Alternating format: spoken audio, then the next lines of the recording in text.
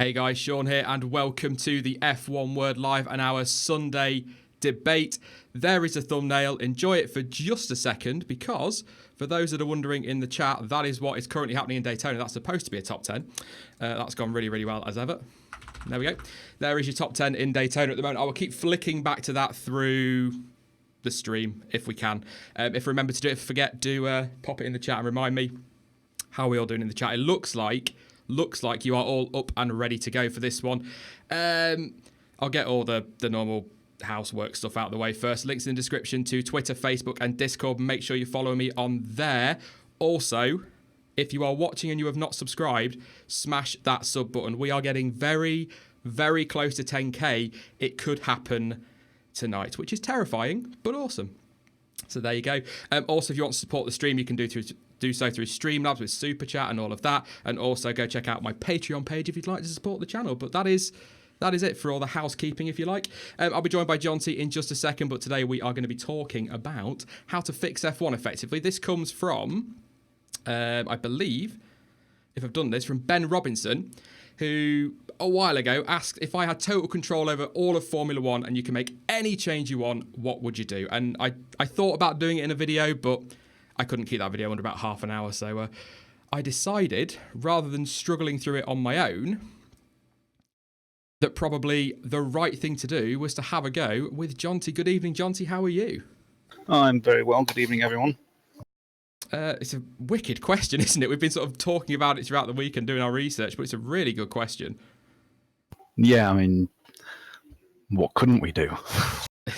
Yeah, basically scrap it and start again. Daytona's going to disappear for a second because I'm going to just kick straight into this, because I think one of the biggest problems with Formula One, I think we'd all pretty much agree, is the distribution of money. It's not dished out fairly at all, is it, John T? It really is. It needs to be sorted quickly. Yeah, it's a mess. I mean, you just look at that picture up there and you see a huge disparity between the teams. Yeah, you've got, I mean, even, Williams get their historical payment, Ferrari get their long-standing team bonus, which I think is effectively the same thing, just massively different in terms of money. And when was the last time Ferrari won a Constructors' Championship? That's 2017, by the way. When was the last time they won a Constructors' Championship? Because I'm pretty sure it's been getting on for a decade now, so why are they still picking up more money than the championship winners? Yeah, exactly. It's wrong. They shouldn't be getting that at all. Well done, you turn up. Yeah. It's very odd. I think it's Scandinavian just said that's a 2016 prize. That isn't. That is the 2017 prize money. That is confirmed. We got that off Autosport today. Nicked it. But $68 million, like you say, just for arriving, which means that all of their prize money has effectively paid for the entry cost, which is unbelievably $516,128 per team, plus, if you are the champions, an extra $6,194 per point you score, and for everybody else, $5,161 for every point you score. That is the 2016 there, because that's the one I did the maths on a while ago, and I didn't have time to do the other one today. But Ferrari, 2.5 million to enter the sport. Well, then they're paid for, aren't they? Yeah, I mean, they've been given about 66 million just for turning up. Yeah. And I'm not just bashing Ferrari, Williams as well. They've taken effectively 2 paid drivers this year, and they're, for all intents and purposes, 9 million up with their long-standing T bonus. So, yeah, and it desperately needs changing, because if you look at Williams, certainly Williams, the last couple of years, they really haven't performed that well. How is it they're getting more money than teams that have outperformed them, dramatically outperformed them? Yeah, I look at that and I think everybody talks about, and we'll come on to it inevitably through the stream, but everybody talks about wanting a closer field, more competition. Take that money, don't split it up evenly, because I don't think it should be split evenly. You should get more for winning the championship than you do for finishing last, but split it up more fairly, and instantly you're going to have a more competitive field, because teams like Force India, who are on a shoestring budget, I don't think is an exaggeration, can pump some money into that team, and suddenly they're knocking on the door of Red Bull and Ferrari, and that instantly gives you so much more excitement. Yeah, I mean, It's obvious. you think the difference between the budget that Force India and Red Bull are working on is Yeah. going to be substantial, and yet they're very, very close in the points, realistically. Yeah. Just the money they receive there. Yeah. Yeah. What's that? Just to confirm, I don't normally do this because I don't really usually listen to moany comments, but that's the graphic. The projected 2017 Formula One payments to teams. So that is the 2017 payments, not the 2016. So there we go. That's that sorted. But as I was saying, John, at the end of the day, if you sort that out, so many, not all problems, but so many problems disappear, don't they? Yeah, it does make a big difference. And there's even more things with the way the money's distributed. Look at Haas. They don't get the standard across the board payment that the other teams do just because they weren't in the previous year. Yeah. How is that fair? Surely that they need to have it for every team that enters as an encouragement. Yeah, because I think it's worked out something. I can't be 100% sure on this. I should have really read up, but I've been out all day and I was late home. But what it essentially is I think they get like payments backed up 2 seasons, wasn't it? Or something like that. So they get like some of 2015, some of 2016. And that's why Sauber, who haven't finished 9th in the championship for since Manor were around. So, all right, a couple of seasons ago. But that's just, I don't know. It's Yeah, there's a note on the page this comes from saying that Haas are not eligible for this payment as they've only completed 1 season, which is absurd. They've completed a season. They should get what everyone else get. And it's not a small amount either, $36 million. And just back to that other graphic quickly as well. Manor are on there, but as we know, and we found out earlier in the year, or back end of 2017, they got that 521k refunded. So I put it on there so there was no discrepancy in the money. But the other thing I'd absolutely change in a heartbeat before we come on to some of yours, John T, is sticking with Ferrari and getting this Ferrari bashing out the way, I guess you could call it. They'd lose their veto as well. As far as I'm concerned, no team in a sport should have power of veto over the other 9, 10, 11, 12 teams, however many there are in the future of the sport. It's ridiculous. Yeah, I've got to agree with that. If there are votes, then it's democratic. No one person can be able to put an end to a vote, no matter what it is. Yeah, and I mean, on the money thing as well, spreading that money out, it doesn't solve all the problems because at the end of the day, however you split the money, Mercedes, Ferrari, Red Bull will always have a ton more than Sauber, Haas and Manor if they were to come back, for example. But it does it makes it fair and a bit more sporting. And yeah, I don't know. Go on then, John T. What's the first thing you change? I've got some of your pictures on here, so shout out if you want one up. So, well, yeah, that's on the aero. Just digging out my notes here. You got the front wings. I did name them in order, I think. Yeah, kicking off with the bronze front wing, that stunning car of 2009. Yeah, but you got to think that 2009, based on the cars we've got to look at, 8 years old. Yeah, fairly simple. You got 3 main elements. You must just take into account that we did have the adjustable wings at the time, which is why you've got this funny little sort of DRS activation bit next to the wing on the inside. But if you then switch to the shot of the Mercedes front wing from last year, yep, the elements on that are ridiculous, aren't they? They really are. It's absurd. Look at that. It's absolutely insane, and this ties in with the costing. If you just want to go along to the next one, I've highlighted just an element on this. Yeah. So that people can see clearly. You look at, I mean, it's a thing of beauty to be fair to them, but it really is an engineering masterpiece. But that one piece that's one piece that requires all the development by itself. It requires all the mouldings by itself, and this takes up a lot of space in the autoclaves when they're making the carbon fibre, and they've got to do that. I did count it up, and there is at least 19 individual elements on each side of that wing, whereas the Brawn had 5. And look at the racing we got in 2009 in comparison. Yeah, and the cost involved in making all of those little bits is just absolutely stupid. I would guess that costs 4 or 5 times more than the wing from 8 years ago. Yeah, easily.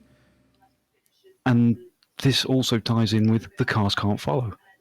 When it's that complex, any kind of turbulent air in front of it, it's just not going to work. No. I knew this. I knew this was one we'd agree on, but I did actually say stock front wings with no additions allowed to let cars follow closely. Is it obvious I'm reading from a script? And also clean up all surface area to help with the above as well, and trade off, allowing more freedom for designers in other areas that wouldn't massively affect cars being able to follow closely. So big fat stinking diffusers and stuff like that if they really wanted to. But I think just clean them up, allow for development, because we do want that innovation. But you can have a nice looking front wing, but that looks ridiculous. It's too much. Yeah, it really is too much. And you can still allow for the development. If you go to the next picture, I can't remember what it was. It was your F2 car's front wing. Yeah. Beautiful car, by the way. If you haven't seen it, go and check out the F2 website, because it's a beautiful car. Have a quick look at that. It still looks great. And we've just got the two sort of main elements above the two elements above the main plane, and then a little flap on the inside. But if you just skip on again, that was just to highlight it, because it is very pretty. Everyone needs to see that. If you haven't been and looked at the F2 website with the new car, you really should. There, so just simple. A small area like that, and have a simple rule of maximum 3 or 4 elements, and that's all that's needed. You've still got the full range of innovation that they can do with that, but they're not putting in 20 little tiny elements that are just not only causing problems with the cars not being able to follow, but when these things do get taken off, you've got tiny shards of carbon fiber everywhere that take ages to clean up. Whereas that, if it gets broken, the marshal can just run on, grab it, and then they're off again. That's the other thing as well. Loads of carbon fibre everywhere, difficult to clean. You get safety cars at stupid times. Safety cars, when you've got a bad race, they do make the race interesting. But at the same time, they also make them duller. If, say, you've got a Hamilton or a Vettel out of position, and then you bring a safety car out, and all of a sudden everyone that's worked to get there, it's little things like that do affect it. But that car, I've just put a picture up that you also gave me. I mean, that's it worked. Yeah, it worked. But the reason I'm giving you this one was sort of sticking with the wings. Look at the rear wing of that Tyrrell. Yeah. That's the 1990 Tyrrell. And then you go to the next one I've given you, which is the 2017 Ferrari. There's not a great deal of difference. Why aren't they innovating on this area? Is it too standardised? Yeah, I mean, look at that. It's sloped back a bit. It's not massively different, is it? No, I mean, they've not changed. I think the only real change I ever saw to the rear wing get tested massively, I think it was a Williams in 97 trying out an ultra drag rear wing at Monza, really low, really low down. It was very odd. Wasn't allowed, but that actually, the rear wing actually brings me on to a point, just while we're here, I know it's a little bit off topic sort of, but I would also get rid of DRS because I just find it too artificial. I think if we can make the cars follow more easily, you're going to get the overtaking. You don't need DRS. Yeah, I've actually got a point on that in the sporting stuff a bit later as well. Looks like we've both thought of everything. You've also got the FIA graphic for what is an awesome rear wing idea. I mean, it's good and bad. This was a proposal the FIA came up with in 2005, and the teams unanimously rejected it. But the whole point was what they call that centerline downwash generating wing. So that hole behind the car isn't destroying the aero of the following car. Now it's ugly as hell. It really is. But my thought was, widen the rear wings as they are, but have an aerodynamically neutral section in the middle. Okay. So you still keep the look, and it's not totally out of the ordinary because it's in the regulations now that the front wing must have an aerodynamically neutral section in the middle where it actually mounts to the nose. I think it needs to be 500 millimeters wide. Problem solved. It keeps the look whilst achieving the results they need. Yeah, Anthony Harvey in the chat makes a good point on the rear wing. The reason the rear wing is not looked at is because it isn't a major change in drag and there is no surface behind it to be affected by turbulence. Obviously, the cars behind are affected, but if you're designing a car, you don't care about them really. You want your car to run efficiently. So that's a very good point actually, I suppose. Dare I say this in a thing we're talking about about fixing F1, but if it ain't broke, don't fix it. So yes, racing. That's an idea that's the direction they've tried to go with the latest Indy cars, to keep the look right, but have an element where it stops the disruption behind. Yeah, and that's the results that they got from testing it with all the CFD.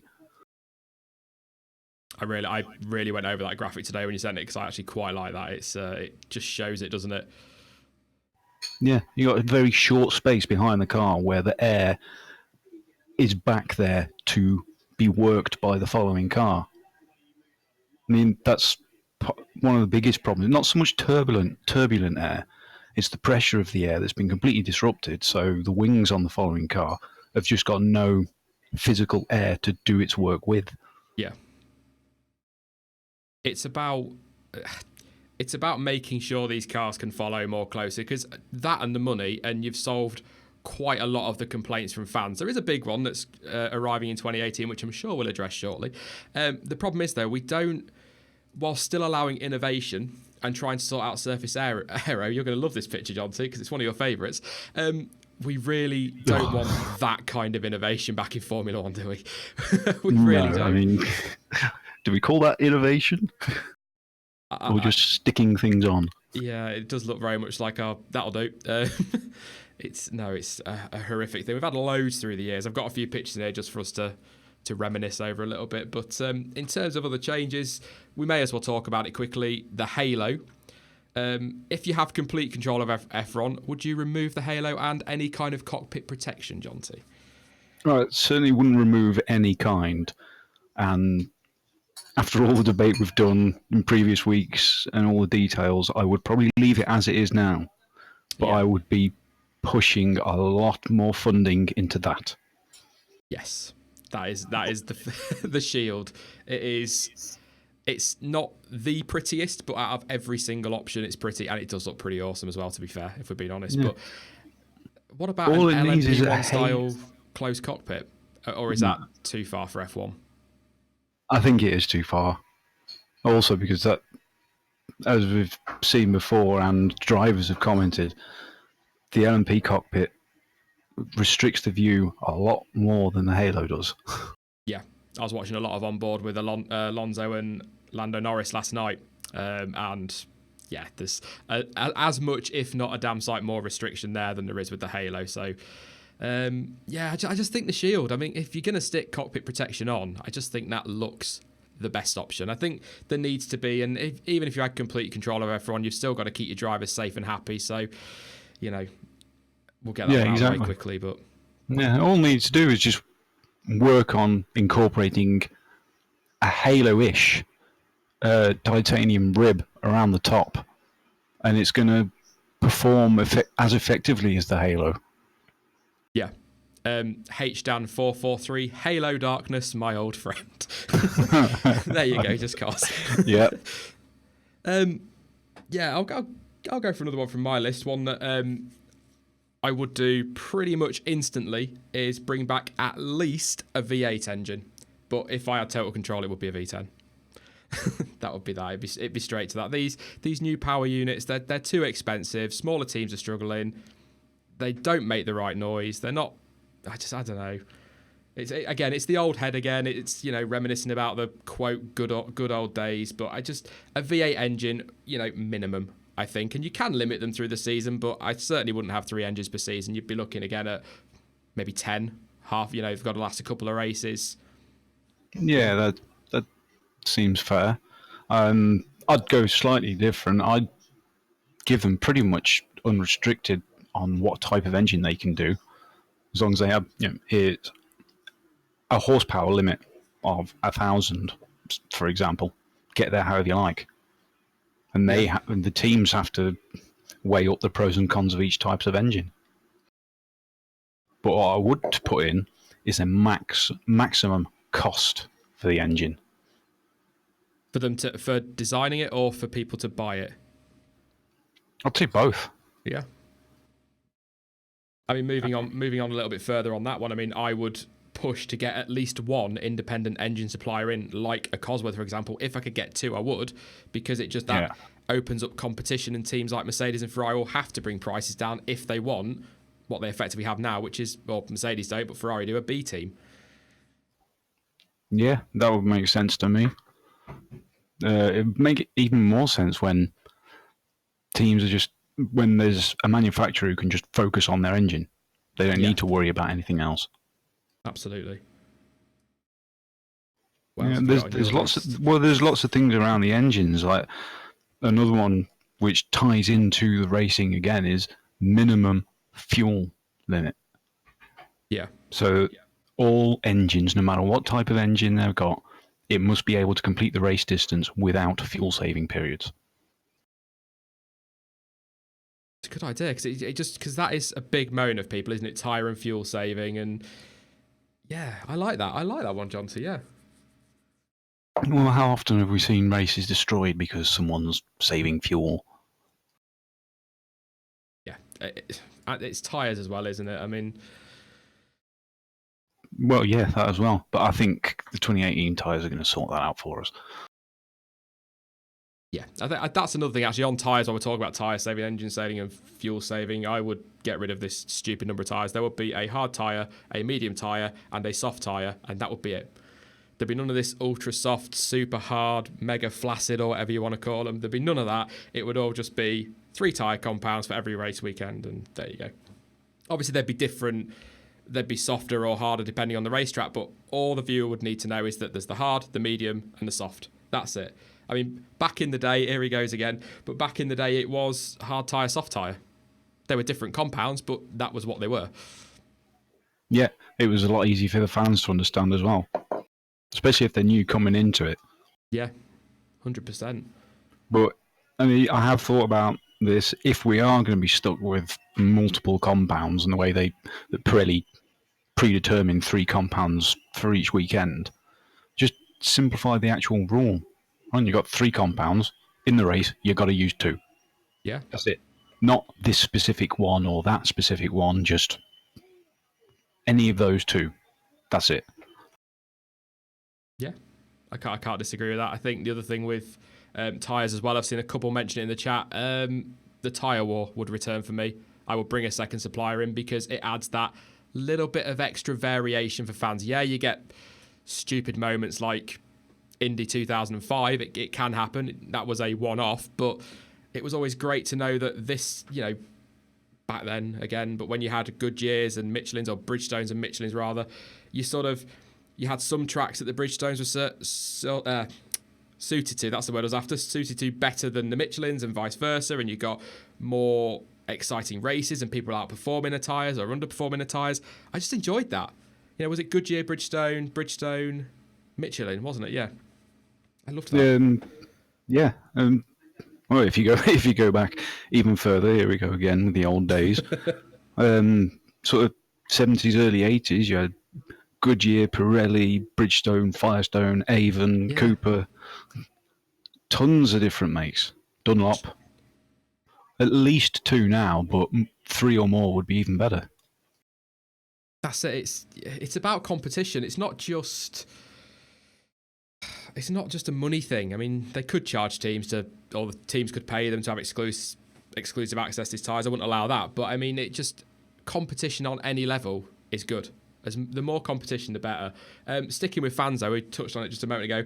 I would actually move qualifying and race to free-to-air TV, but I keep all sessions on pay TV like Sky, so that people have the choice. Because I actually am one of the few maybe that prefer the Sky coverage, but all practice sessions would also be streamed for free on YouTube, because that's just going to bring in a whole new audience. Yep, totally agree with that. Just look at Formula 3.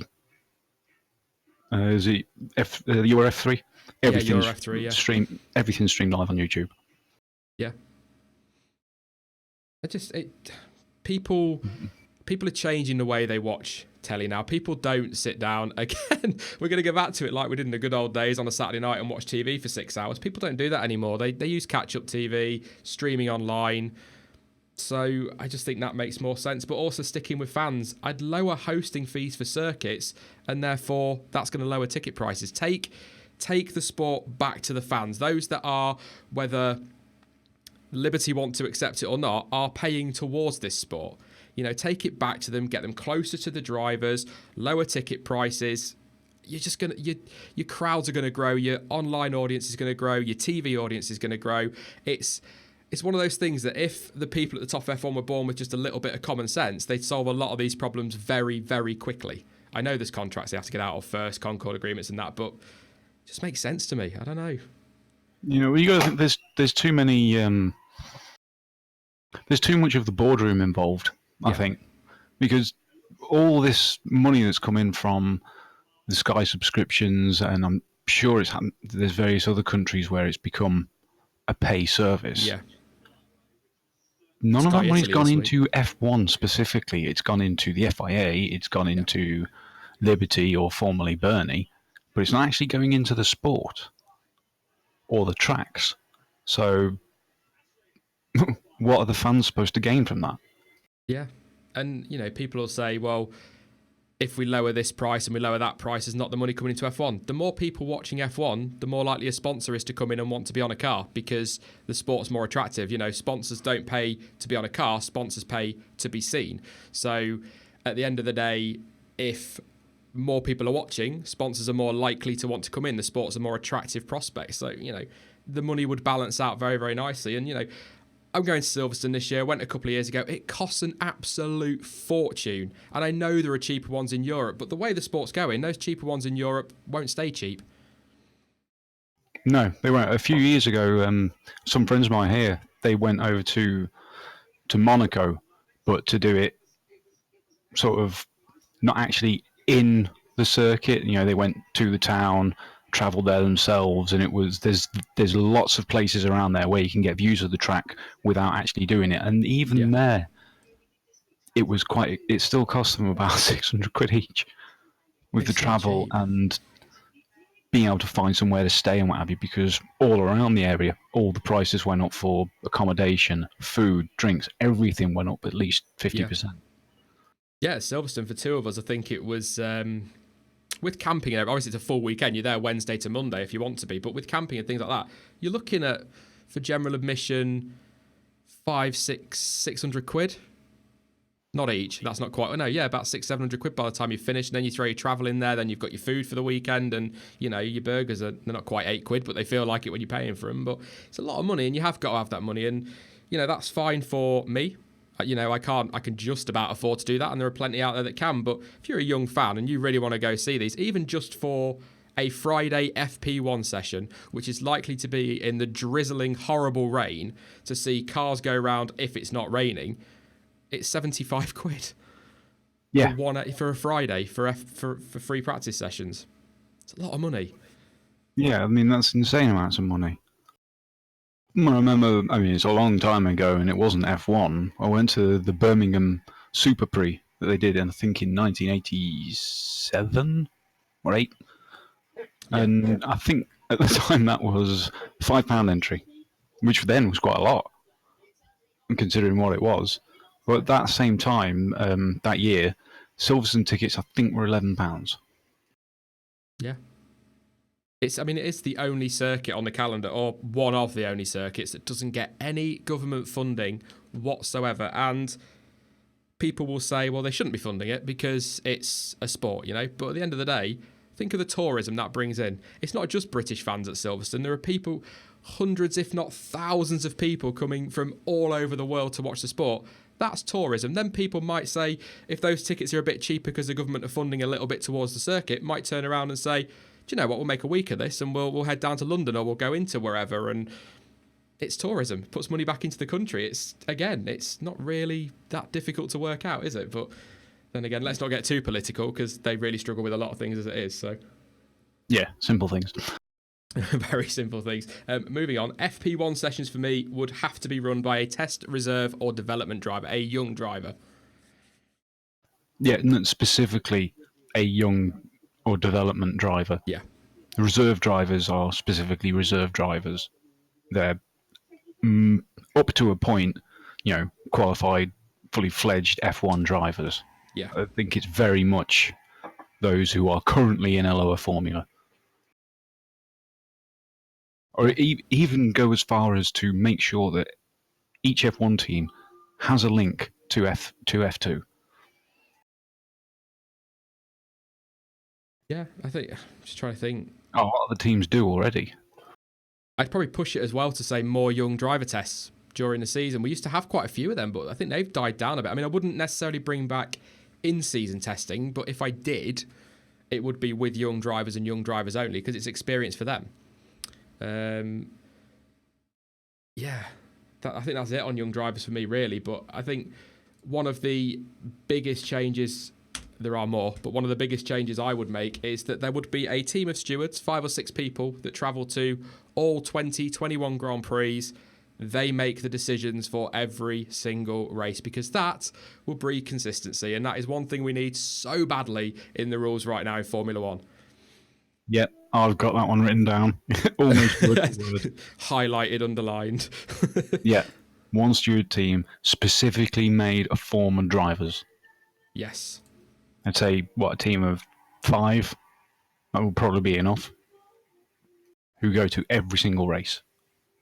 It worked in maybe not for stewarding, but it certainly works in other forms for other areas. Look at IndyCar, NASCAR; they have a specific safety team that goes to every race. Yeah. That is also something F1 could look at, to be quite honest, because they are all well practiced with each other. They know what to do, when to do it. You never get an incident of a marshal going, I don't know what to do. And you do get that on occasion in F1 right now. It's seeing things. They tie together. It's when you get somebody penalised for something in, I don't know, Australia, and then the same thing happens 3 races later, identical, and they get a completely different penalty. It doesn't make sense. There has to be that consistency. Yeah, and stop this changing of track limits from circuit to circuit. Yeah. Just have it nailed down in the regs. All 4 tyres off with any kind of advantage, 5-second penalty. Yep. Period. And they'll not do it. They will stop doing it. We said it last week. We said it in midweek. They'll soon. They don't do it in Monaco because they can't. So they can stay within lines and barriers. So it's not a difficult one, is it? It's really not. Anything you've got on your list that you'd like to go over now, John? So you're sort of coming towards the end of mine. Well, those just points on other, like you mentioned DRS earlier. So look, if we are going to be stuck with it, then make it 50% less effective. Yeah. And free to use whenever the driver wants, with a couple of obvious exceptions. I mean, we don't want drivers trying to use it around Blanchimont 130R, No. Maggots Beckett's, because that's just asking for an enormous crash. But in general, it will be down to the driver's skill, ability, and guts to whether they use it or not. And if they do, and if they manage it, they get the benefit. It will certainly improve the racing. It will give the lower teams a way to compete with the top. I agree with that. I think I don't like DRS. I think I may have mentioned it 1 or 2 times, but I don't like it. I just don't like anything artificial. I like to see the drivers going toe to toe. If they've got to overtake, they've got to make that happen. Not. You look at moments where you've got Alonso fighting with Hamilton in Mexico. As soon as that DRS opens on the straight, he's finished. And that's not how it went down. But if that happens, half a lap earlier and it's coming onto the straight, then Hamilton opened the DRS, breezed past him, no bother at all. And that's a double world champion, one of the best on the grid. He's just breezing past. I just don't like it. I know it would have done anyway because it's a Honda engine, but you know what I mean. But that's a lesser of 2 evils scenario. That's only if we're stuck with it. Like you've mentioned before about in the 2021 proposals about them bringing back KERS, which is driver operated. Yeah, it's not ideal, but it's better than the system we have now because it's driver operated. The driver makes the decisions. Yeah. That's with the racing, we definitely need more driver decisions and input. So if we're talking overtaking and more driver decisions, do we remove street circuits from the calendar? And I mean, including Monaco, all street circuits, or do we keep Monaco as something like a non-championship event so that it's just there for the glamour, an extra weekend for the glamour? I don't think the drivers would really go for that. No, not let alone the teams, just because they are taking risks. Yeah. Then it would effectively be for nothing. I just feel as though if they have to keep Monaco on because of the lack of action we get, it'd be better to just say, look, it's just going to be a bit of a procession. They're there for all the sponsors. They're there for the glamour.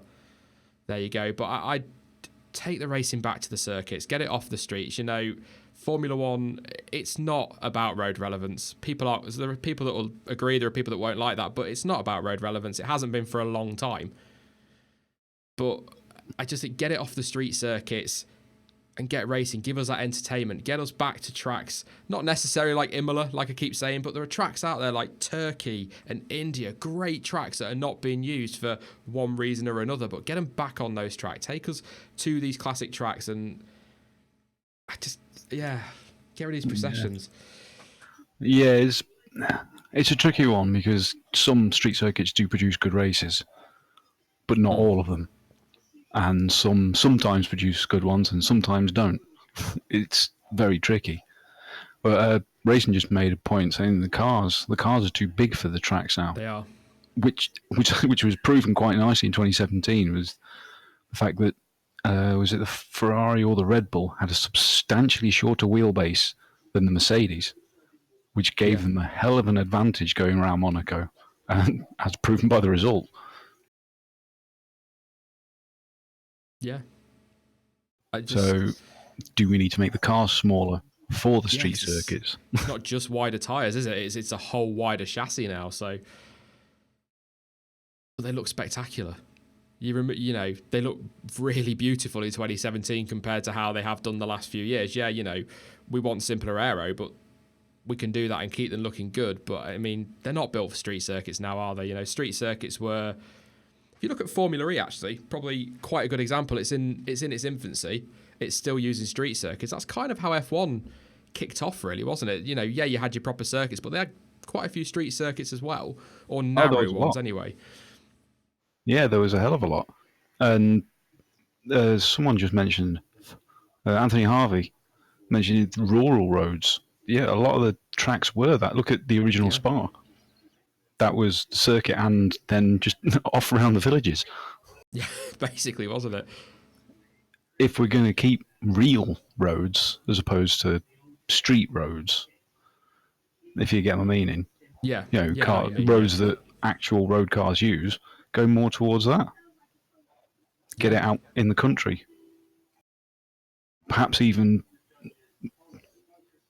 point-to-point races. We know the length of a Formula One race. Go from here to there. Yeah. But that would be difficult for pits. Yeah, you'd have to have them sort of spread out, wouldn't you? And it wouldn't give you much in terms of strategy. But no, I know what you mean. It's a bit more unpredictability in the race because it's a different corner every time, isn't it? So it'd be difficult. I think the length of the race, the track would need to be insane. But I know what you're saying. It would be certainly be interesting. I'd give it that one. It would certainly be interesting. What else have you got, John T? I've sort of dominated this one, so.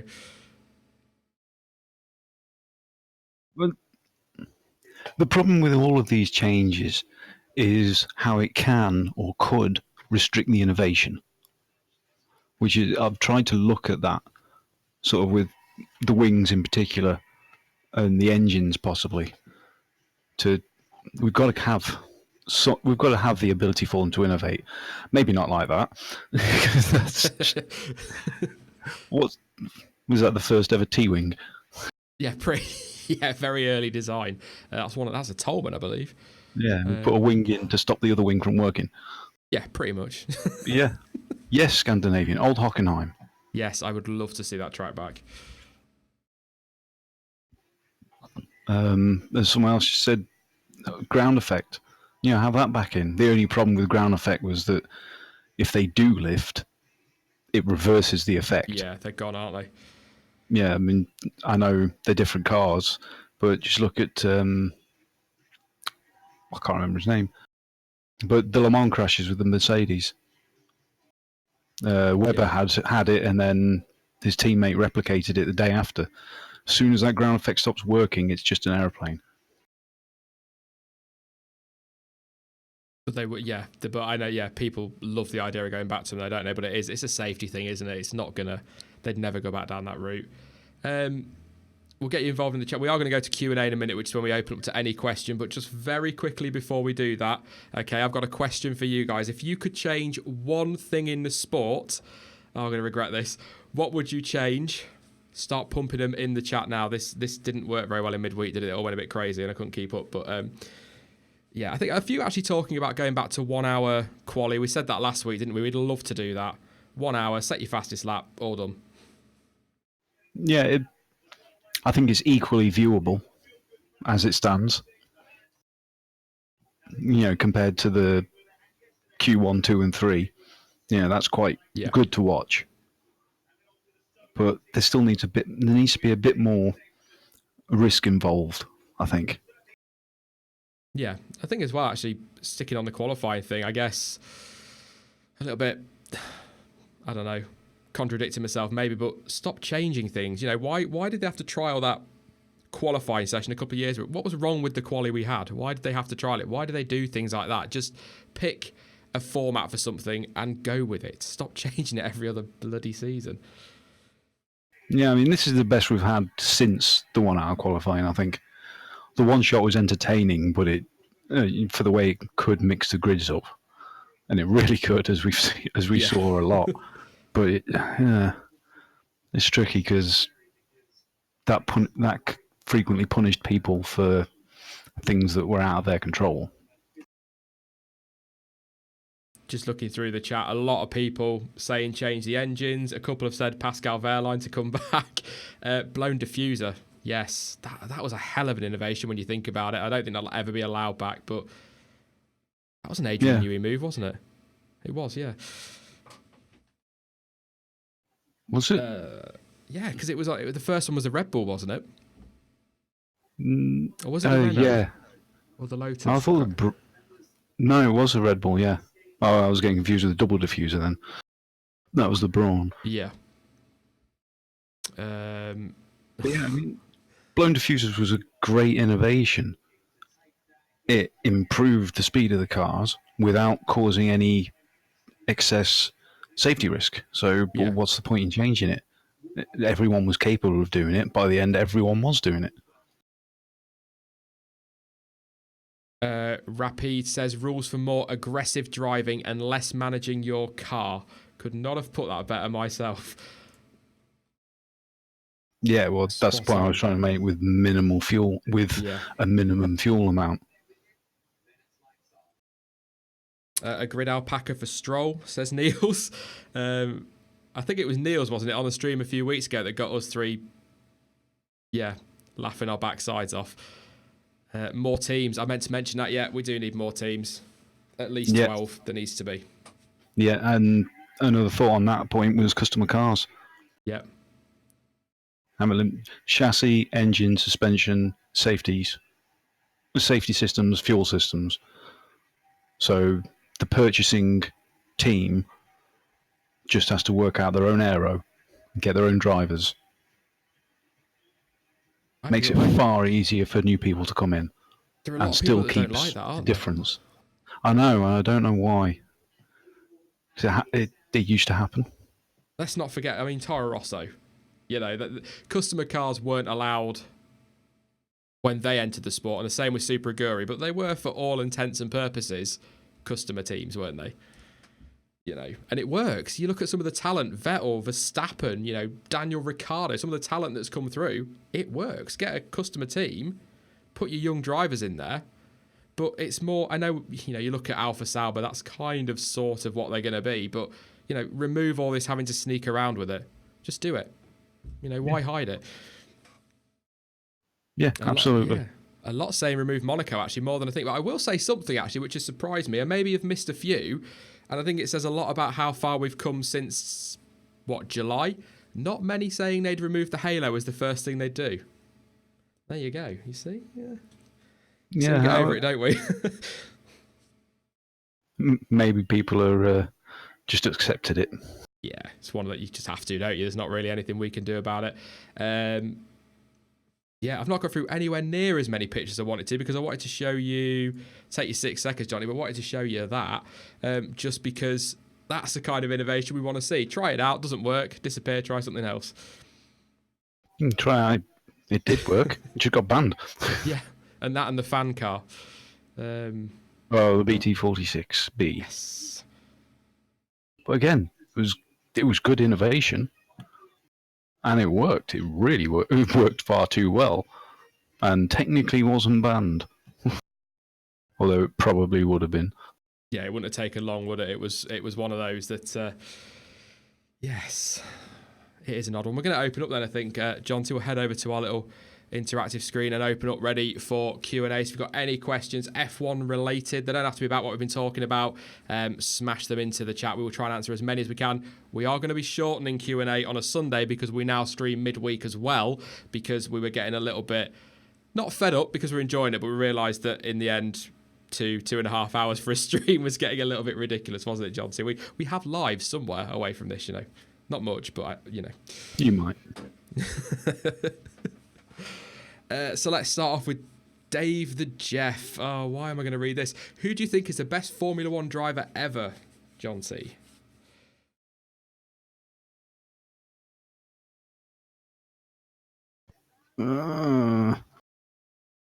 Best Formula One driver, Michael Schumacher. Okay. Best.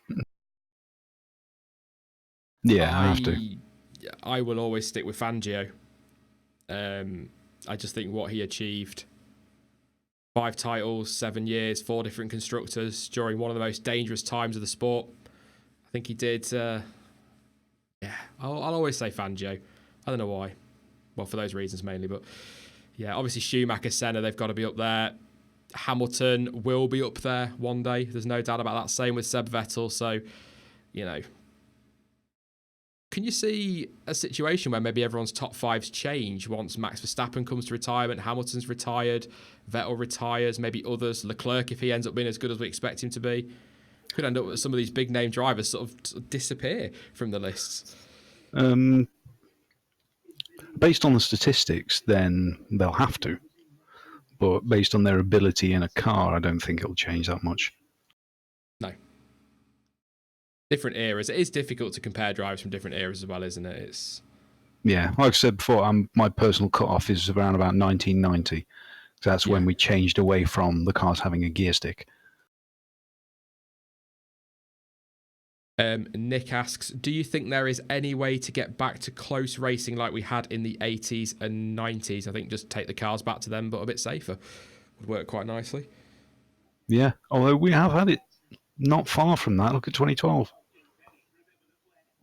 That was pretty even for 3 or 4 teams. So it can be done. Yeah. Gibbo, who do you think the next world champion will be? The next new world champion will be? So after obviously Hamilton, Vettel, and whatnot, it'll be Verstappen, surely. Yeah, it's bound to be.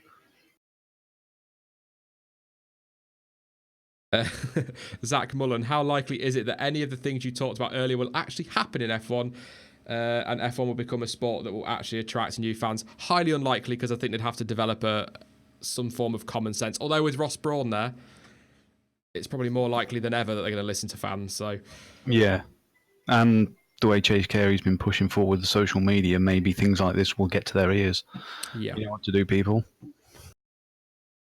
Tim7 says, will Verstappen ever go to Mercedes? I think Ferrari have earmarked him. I think they've got their mitts on him as a Vettel replacement. Yeah, and I think he fits their style more. Yeah. I would like to see him in a Mercedes alongside Lewis Hamilton. I just would. But then I'd love to see Vettel and Hamilton in the same car. So there you go. Yeah. Answer it once and for all, I guess is what I'm saying. F1 guy says, what 3 tracks would you bring back on the calendar in 2021? Mine would obviously be Imola, Turkey,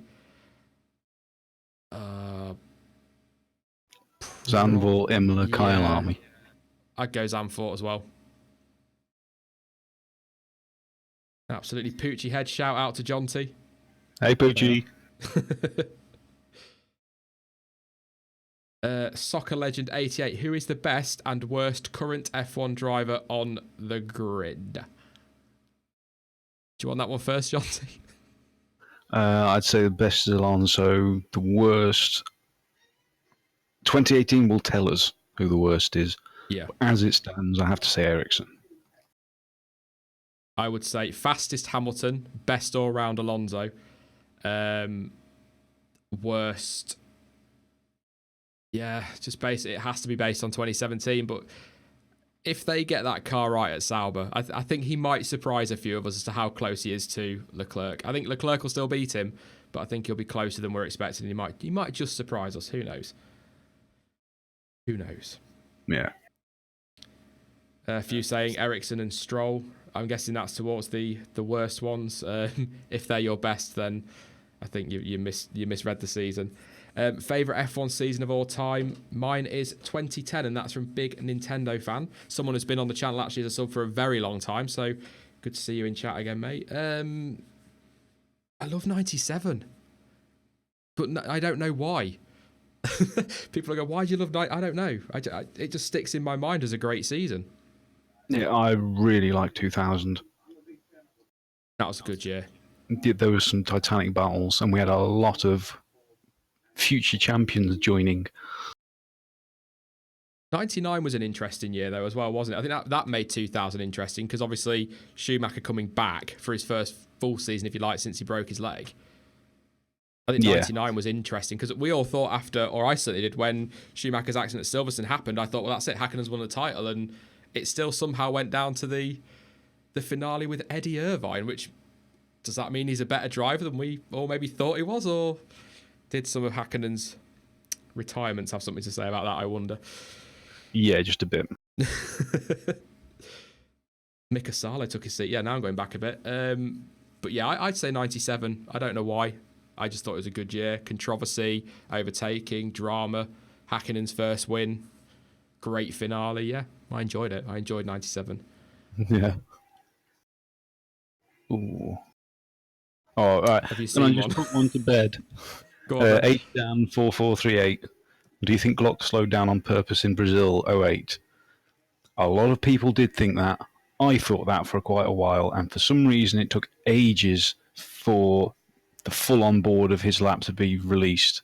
I don't know why, but after watching it, he absolutely didn't. He was driving on ice. Yeah. It's out there on YouTube. Yeah. It's out there on YouTube. Go watch it. He deserves a bonus 20 World Championship points just for getting to the finish line. Yeah. Zane asks, "What's your favourite F1 car of all time?" You already know mine. I don't know about favourite, but I adore the '98 McLaren. I really do. Yeah, honestly, it's still the Jordan. Was it 131? Yeah. 91. Yeah, with the 7-up livery. It performed way above what it should have done, and it looked incredible. Nation Gurung asks, best F1 rivalry. I think there's only one answer to that one for me, and that's Senna Prost. Yeah, it got really personal and was edge of seat viewing. I think that one aside, though, I think a great rivalry that's really, really underrated by a lot of people is Häkkinen and Schumacher. That was a great rivalry because they actually got on as well, didn't they? But Schumacher has said since retirement that Häkkinen was the only driver he ever really feared because of his pace. That was a great scrap with them two. Yeah, it was a very good rivalry. It was nicely different to Senna Prost or Schumacher Hill because it was friendly.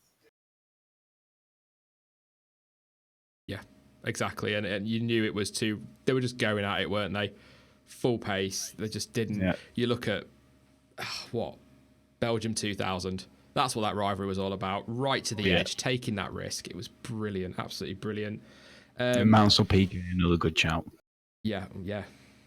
That got very personal, didn't it? Didn't Piquet go on the attack on Mansell's family at one point as well? Got very personal. Sarthvik BS says, how high will McLaren go in 2018? 4th or 5th? Yeah. A lot depends on what Force India do. I think McLaren's chassis will be good enough to be up there with the Red Bull. So I would say 4th. Yeah, it's going to be a good scrap for 3rd. Nothing against Mercedes or Ferrari. It'd be great if we all get a nice surprise and it turns out it's Red Bull v McLaren for the title. We'd love that. That would be good. Yeah. Nick asks again, do you guys think the racing in GP2 and GP3 is better than F1 now? He does. It can be. We saw that in Monza, for example. Yeah, both of those formulas. The sprint race on both of them, the second race was just incredible. Yeah. It's real racing, isn't it? It's equal cars, real racing, very little politics. I do enjoy watching them, but F1 is still... If you were the ART team principal during the last 5 laps of the second race of GP3 in Monza last year, he would have had to have changed his pants about 20 times. Yeah. Scandinavian asks, really good question. If you could invite 3 drivers, living or dead, who would you invite? Is that for dinner? We'll go with dinner. Just invite round for a coffee. I don't think it... Yeah. Wow. If it's having them for dinner, then Hill, Hunt, and probably Moss. Yeah. Just for the 3 gentlemen of the sport. Yeah, it would be really interesting. I don't really call Hunt a gentleman. It was in his weird way. Yeah. But the things they could tell you. Senna, for sure. Probably Schumacher, because there's questions I'd love to know the answer to about Ferrari. Whether he'd ever give them up, I don't know. Probably Niki Lauda as well. Yeah. You'd get honesty from him, wouldn't you? That's for sure. So him and Hunt would be brilliant at any kind of dinner party. Yeah. Let's just have a look. I did just see one a minute ago asking, it was from Stig1738, what will you do for 10k? It's a 10k Q&A, and probably something that you've all been asking for a while, so I think I'm going to have to. I did say 10k. I can't pretend that my mic dropped out and it actually said 110k, so probably a face reveal, or I've already committed to it, so yes, it'll be a face reveal, but yeah. Only 60 to go, John T. That's insane. Yeah, it's kind of crazy. Which drivers are at risk of being dropped from 2019 onwards, asks Ali G on WA. Well, we already know for certain the Raikkonen's at risk. Yep. I would say Bottas as well. We know 100% Sirotkin isn't, because he's in for 2 years and he's paid for that, and I think the same with Stroll. Ericsson's pretty safe. Just thinking of the drivers that people rate quite poor. But yeah, Bottas, I think he's under pressure. You said Raikkonen there straight away. But he'll shine this year. He'll shine this year because he's under that pressure, and he'll surprise us all. Little prediction there. I'd say Perez. Maybe not to be booted from the sport, but certainly to be moved on from Force India. You know, yeah. Ocon's not innocent in all that, but... Yeah, especially if he continues with his attitude. Yeah, and possibly Van Dorn, but I find it difficult to judge him because he didn't really have a stunning car, did he, for 2017, so... No. Nicely following on, actually. Ryan Harris says, where do you think Bottas will go for 2019? So if he were dropped, where would he go? Where could DTM. He go? Yeah. Formula E, maybe? Yeah. With all of the talent available, if he did go, I couldn't see him going anywhere else. No. I mean, if Mercedes dropped him, I wouldn't be surprised at a return to Williams. but I can't see them dropping 2 drivers, bringing the money in. And, Stroll and Sirotkin might have a really good season as well. Might punch above the weight we were all expecting, but some have said McLaren in the past, or possibly number 2 at Ferrari. It's, a number 2 driver somewhere like Ferrari is a good shout, but if he doesn't cut it at Mercedes, he's not going to cut it at Ferrari. No, definitely not. No. Orbs asks, is there a predictions video coming soon? I did do a very early predictions video towards the start of January, but there will be pre-season predictions and previews and that in the next... Yeah, wow, actually 3 or 4 weeks. Yeah, not long, is it? You've got all this silly stuff that I've spouted over the last couple of months written down. It's all in a little bit of a jaunty database of things that I can bring back to haunt you when we get to November. That's going to be a video all by itself. How wrong was he? James Brider, Verstappen versus Sainz versus Leclerc versus Ocon in the future of Formula One. That, just reading that makes your mouth water, doesn't it? That is ridiculous. That is brilliant. Yes, that is your future of Formula One. If you throw in there potentially the next lot coming through, Lando Norris, for example, if Van Dorn steps up, looking good, looking very good. It does look very good.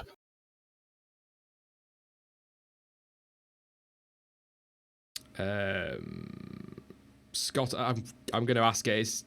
Scotty McNichols asks, any news on Schumacher's condition? I don't think there's been any real news for a very, very long time. No, there hasn't. It's good that the media have respected the family wishes, but personally, I do think they should update the fans. I think the fans are owed just doesn't have to be any details. Just, is he any better or is he any worse? That's it. Just simple they don't yes need to or go. no. That's it. They don't need to go into detail and put too much of their private life in there. But like you say, just a little something, because there's so many people asking that question. And, I respect their privacy. And I think it's important they get that. But it's not the same as, God forbid, you or I going through that. He's a big name with millions of... And there are millions of people, big Schumacher fans across the world, that just want to know, like you say, is he all right? Is he getting better? Is he getting worse? I like to think of it, because I try to be as positive as I can. No news is good news. But the little bits of news that occasionally leak out aren't the best. The problem is it leaks out to the tabloids, and you can't really trust the tabloids. So, no, exactly.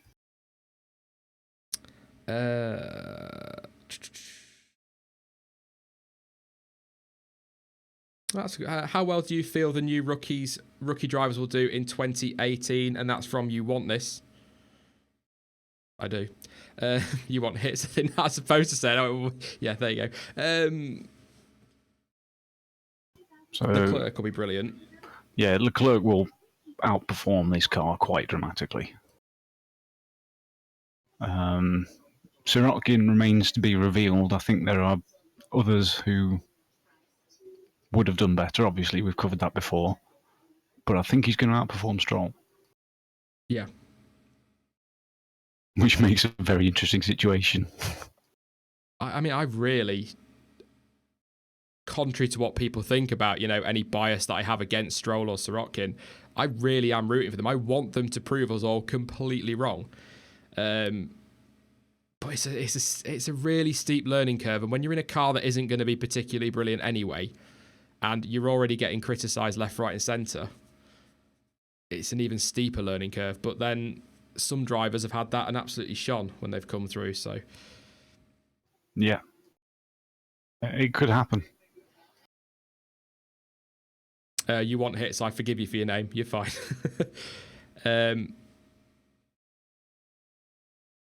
Sam the Chicken Dang. Great names tonight to go with your great questions. What tracks would you put together to make one?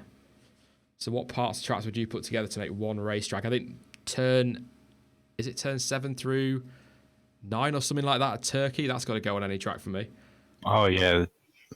The classic Turkey. I think the overall, they just called it Turn 8 from Turkey and Turn 12 from India. Yeah.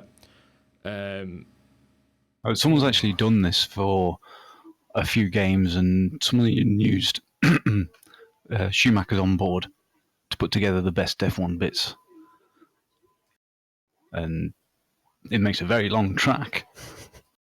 I think Maggots and Beckett's has got to go in there as well. It's a great little complex of corners. I'd probably just stick Donington and Spa together, to be honest.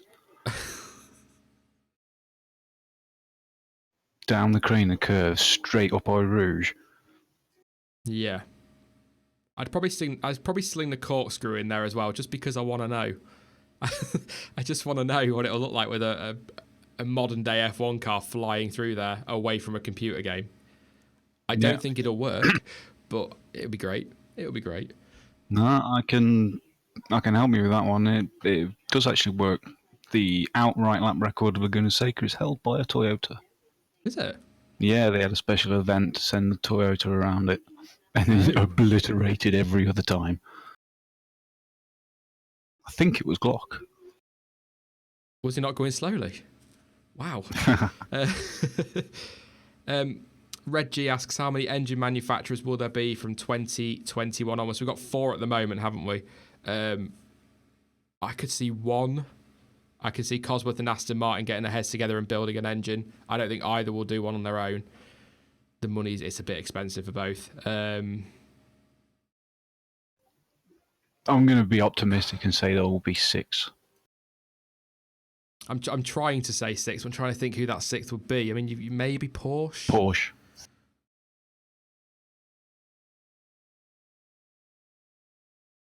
Yeah, I could go. Yeah, I could see Porsche. I think it's 5 or 6. Definitely more than 4. And hopefully, if Honda can make a half decent engine as well, or not, that would be pretty decent. We'll just give it another 5 minutes or so, then, guys, with a few more questions to keep them coming.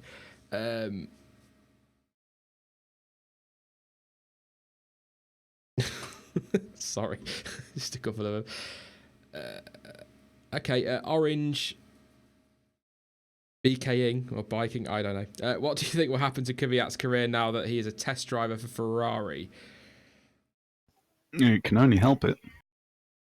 It's, I think, was it last week, or did I say it on a stream, or was it just to you, Jonty? It's a real chance for him now to just step back out of the limelight, deep breath, hit that reset button, just rebuild that reputation.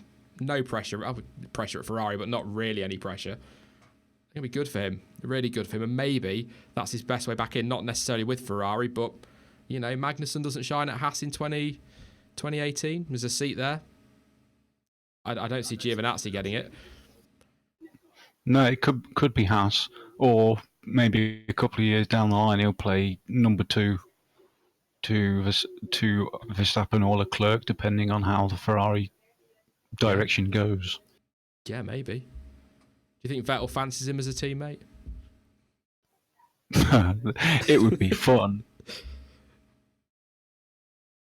The radio would be fun. It'd be brilliant, wouldn't it?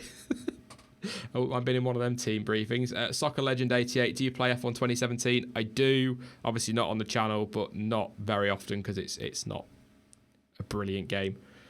What he meant to say was not very well.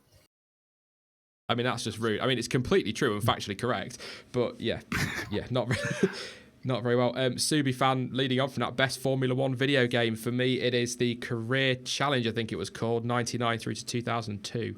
Love that game. Back on the old PS2. I'll get me Zimmer frame. Oh, I'm going to make myself look old now, but the first Formula 1 game on the PS1, it was fantastic. Remember the F1 97 on PC with the wonderful Murray Walker commentary? That was actually the same game. Was it the same game? Oh, okay. Yeah. That's Schumacher. Mm. You're right there, Look Murray. at that. Every 5 seconds. Martin Brundle paid for one line, you know. You're right there, Murray.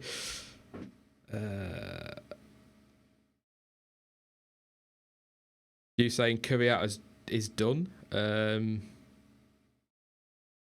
He is at the minute. Like I say, he needs to prove himself. A lot asking about engine regulations after 2021. I don't see them change. I think they get rid of the MGU-H is what they're trying to do, but other than that, I don't see a lot changing, to be honest. Hopefully cheaper.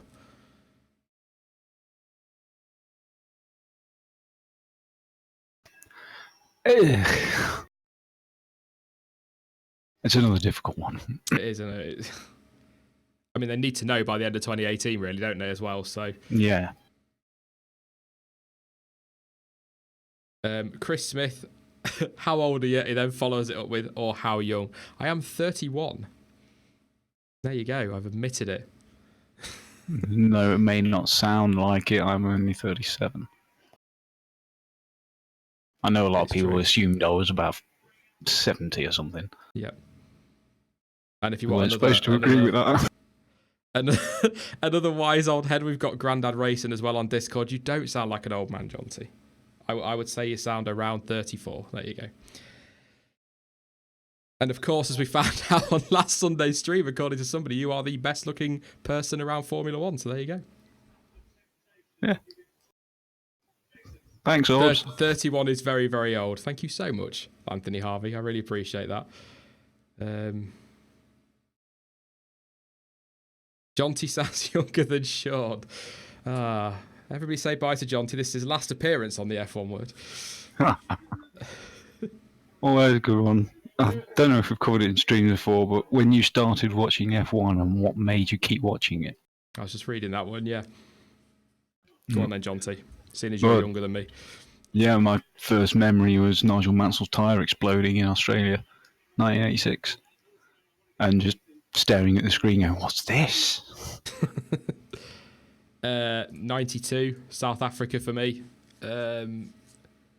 It was Nigel Mansell as well, but funnily enough, it was his post-race interview where I can't even explain why. Just he was asked a question about was this easy, and he looked pretty beyond exhausted. Yeah, and just his response was just like, no, it's never easy. And I thought, yeah, okay, it's never easy. Why? And then that was it. I watched the next one, and then that was it. And that was all thanks to my granddad as well. So there you go.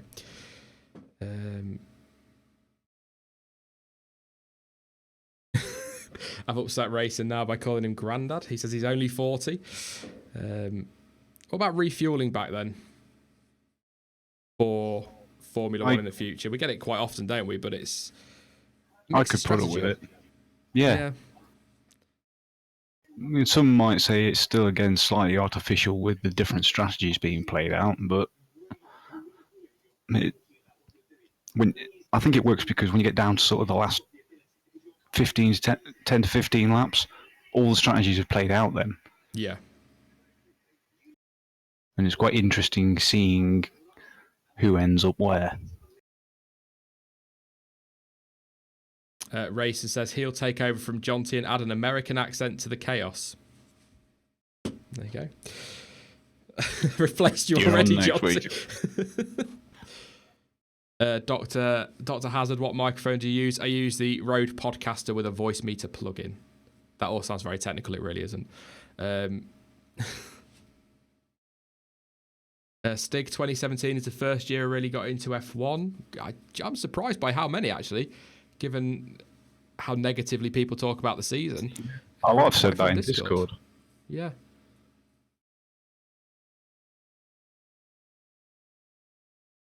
Yes, my dad watched it, which is why it was on. Yeah, I like I say, it was my granddad got me started on that one, so that's all his fault. This is all my granddad's fault. Everything here right now, everybody I've upset in this last week, that is all my granddad's fault. And that's fine, because he won't be watching, because he doesn't know what the internet is yet, so...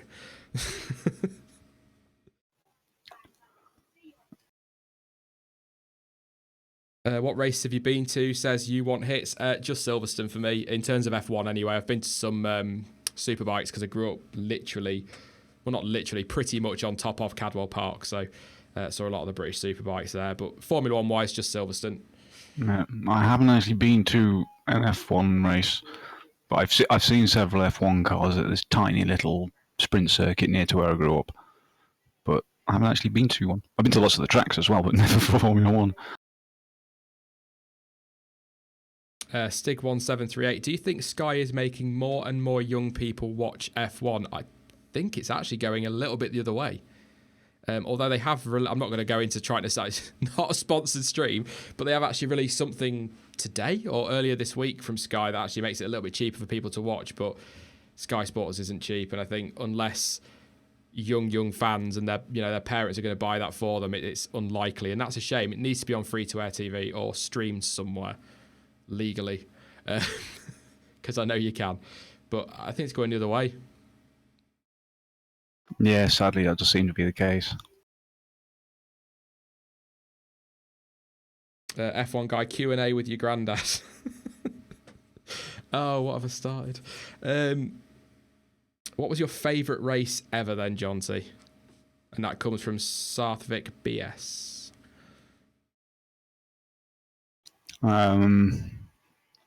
For the Chaos, Belgium 98 is just watching it with mouth open thinking what's going to happen now. Yeah. But for the result and the racing, Canada 2011. Yeah, Canada 2011 was my shout. Just had everything, including 4 hours of BBC commentary filler. Yeah. Brilliant. Well, you know something's good when you sit for 4 hours for only 2 hours of racing and you're still hooked. Yeah, absolutely. I'd say Canada. And also a little bit of a shout out for Nürburgring 2007, if we're talking more recent, but go all the way back to Monaco 96, Monaco 84, when Monaco used to actually throw out good races. Yeah. 96 was nuts. Oh, crazy race. Absolutely crazy.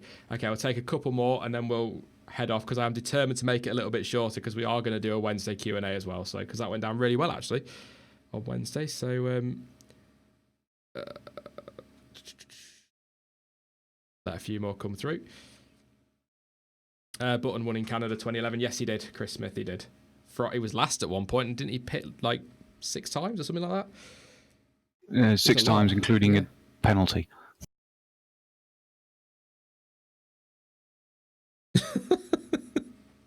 If you had to throw one driver current into a well, who would it be? I don't know why a well, but why not? It's a good place to dispose of things.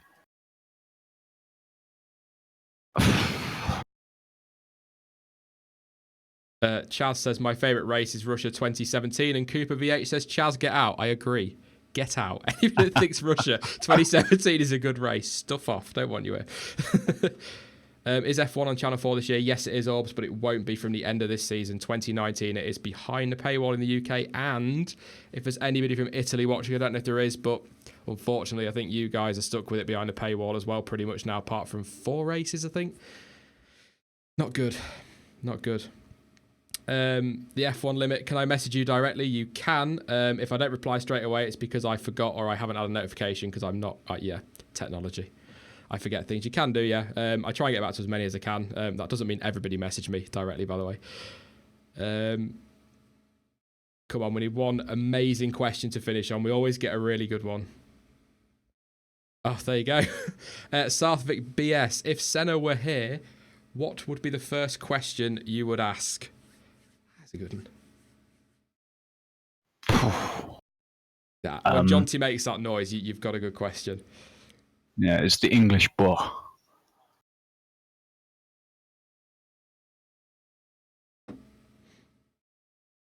Did you really hate Prost? That's a good one. Yeah, because there's a shorter version of his film that paints it out that way, doesn't it? Yeah. Can I make that point? If there's anyone watching who hasn't yet watched Senna, or has only watched the short version, please go and watch the full extended version, because the cut of the short one just makes Prost look like a complete horrible person. And it's really unfair. And it's a big difference as well, isn't it, when you watch the two? Yeah, I mean, when you watch the full one, you could say that Prost is probably the person who misses him the most. I think for me, what made him get in that car in 94? Because from what I know of that film and from what I remember of the time and the reports, he wasn't going to get in it. And then he spoke to Gerhard Berger. And there was a conversation, and he then got in that Williams. But he wasn't going to race that weekend after what had happened. And I'd like to know whether it was just whatever Gerhard said to him, or it was that racing instinct. Yeah, and there's another point actually. I don't know if it was mentioned in the film or not, that a lot of people don't seem to actually know that Sid Watkins actually said after they pulled him out of the car, they found an Austrian flag stashed in there that he was planning to fly at the end for Ratzenberger. Yeah. That just tells you everything. Yeah. There you go. It is its racing driver's instinct. When I was talking to Enam Ahmed and I mentioned about Billy Munger, I said, you know, what makes you get back in that car? Why'd you do it? And he's just like, we just forget about it. You're there to race. It's your instinct. It's your natural instinct. And you think, wow, it's got to take some big balls to do that, quite frankly, when you see things like that happen to colleagues. And yeah. We'll finish on Soccer Legend 88. Just lift the tone. Just not lift the tone, but lift the mood a little bit. Favourite Formula 1 team and driver. We'll go with Ever. Are we going with Ever? I think we'll go with Ever. We said driver, didn't we, earlier? But favourite Formula 1 team? Jordan.